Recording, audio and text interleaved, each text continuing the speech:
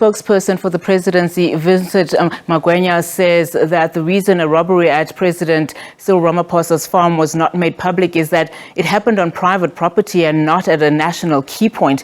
He also disputed the amount of $4 million reported by former Director General of the State Security Agency, Arthur Fraser, who has opened a criminal case against President Ramaphosa, accusing him of concealing a crime. Now let's get analysis. We're now joined via Zoom by political analyst Dr Metji Makgoba. Dr. Makgoba, thank you so much for your time this afternoon. What do we make of, this accusation against President Cyril Ramaphosa? I mean, just reading the introduction there saying that the president didn't report it because it didn't happen at a national key point. I mean, is that even a good enough reason for not having reported it to the South African Police Service? I think it's not enough. The spokesperson should understand that the president is a public servant.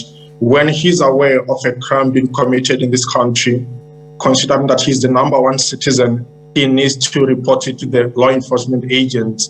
And in this regard, it means that the president did not report it to, and he was quite aware. And I think the justification that it happened in a private property doesn't really matter, because even the state's laws also affect us in private spaces. What is legal still remains legal in a private space. Whether it's illegal, it still remains illegal. So the justification that he didn't report because it was a private property, it's not good enough.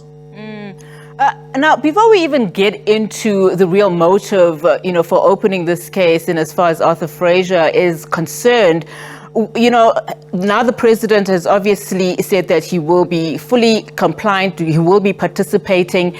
Just from the fact that his spokesperson, that as we've been hearing, following this case being opened, saying the president continues to position himself in the fight against corruption and so on. What should he be his next steps now? Considering where we are going in terms of the ANC and its elective conference year come December of 2022. I think the most important thing that he has done was to say to us that he's going to comply with law enforcement agencies. And I think that for starters, that's very important, because he will have to comply with the law. Secondly, one of the things that is quite interesting that he has done was to acknowledge that the crime has been there and denied it. And I think in terms of political rhetoric, that's quite important that he didn't completely deny, because if he denied that this hasn't happened and later it happens that actually it did happen, he would have been in much more trouble. But I think we need to be a little bit slower in terms of thinking about the political implication of this incident, because the NPA should establish whether the state has a case against Ramaphosa. And then now we can start thinking about the political implications of this, because the only case that has been alleged to have committed here is that of cover-up. They didn't necessarily say he stolen money anyway. So I think for now, we cannot necessarily speculate on the political implications of this incident, but they are there.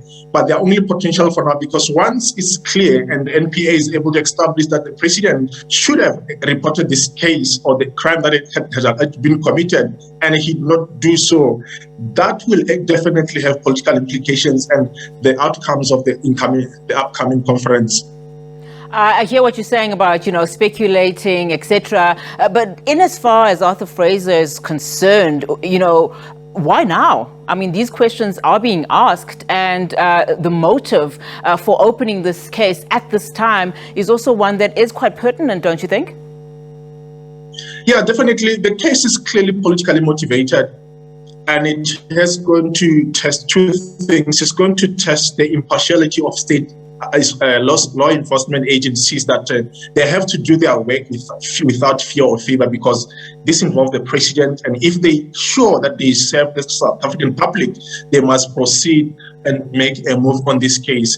And it is quite clear that there's been in the past disagreements between Ramaphosa and Fraser. So this could be one of the chess game from Fraser in order to put Ramaphosa into a difficult position. And I must say that he has succeeded because the public now is looking to see what is Ramaphosa's next step. And this is quite a sensitive case. And once they start contradicting each other, himself and the spokesperson start saying things that are not in agreement, then there might be some political consequences with regard to this case. Let's interrogate those consequences that you speak of. Are these allegations likely to affect the president's bid for the second term? I mean, what is then the end game here? Would we then see the rise of David Mabuza? Definitely. I think if we speak in the hypotheticals, if the president is found to have committed a crime, obviously those in the ANC are going to say he must step aside, because there's a step aside resolution in the ANC that if you are charged and there's a case against you, you need to step aside and answer to yourself. Obviously, that will affect his position in the ANC, and by extension, it will affect his position in the state. So which means if indeed there's any case that he needs to answer to, then there would be political implications. But we need to understand that now here the onus is between the state and Fraser to state that Ramaphosa committed a crime and then something needs to be done, or there must be some legal sanctions. But for now, it's not quite clear, because the crime that has been committed is only that of cover-up. And then we need to ask ourselves, is cover-up a really serious crime? But crime is crime in South Africa. So even if there's found to have committed a crime of cover-up, the political implications are going to be there, because the law is quite positive. You'll face sanctions and consequences. Dr. Makgoba, thank you so much for your time. That's all the time we have this afternoon, but really do appreciate you making the time.